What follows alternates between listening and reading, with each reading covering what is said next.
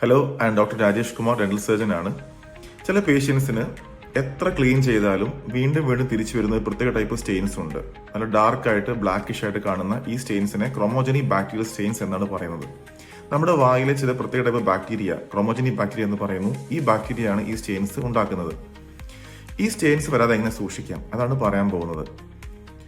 First, daily 2 നേരം brush ചെയ്യുക, flossing ചെയ്യുക, നല്ലൊരു ഓറൽ ഹൈജീൻ മെയിൻറ്റെയിൻ ചെയ്യുക, daily antimicrobial mouth wash use ചെയ്യുക, പിന്നെ ഒരു 6 മന്ത്സ് കൂടുമ്പോൾ ഒരു ചെക്കപ്പ് നിർബന്ധമായി നടത്തുക.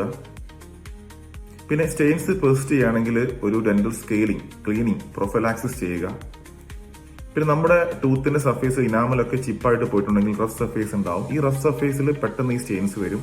ഈ റഫ് സർഫേസ് ഡെന്റിസ്റ്റിന് അടുത്ത് പോയിട്ട് സ്മൂത്ത് ചെയ്യുക. ഇങ്ങനെയൊക്കെ ഒന്ന് സൂക്ഷിച്ചാൽ നമുക്ക് ഈ സ്റ്റെയിൻസ് നമുക്ക് അവോയ്ഡ് ചെയ്യാൻ സാധിക്കും.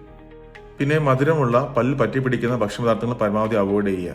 കാരണം ഇത്തരം മധുരമുള്ള ഭക്ഷണപദാർത്ഥങ്ങൾ ഈ ബാക്ടീരിയ പെട്ടെന്ന് മൾട്ടിപ്ലൈ ചെയ്യും. പിന്നെ അസിഡിക് ആയിട്ടുള്ള, സ്വീറ്റ് ആയിട്ടുള്ള ഭക്ഷണം കഴിച്ച ശേഷം നന്നായിട്ട് വാ കഴുകുക.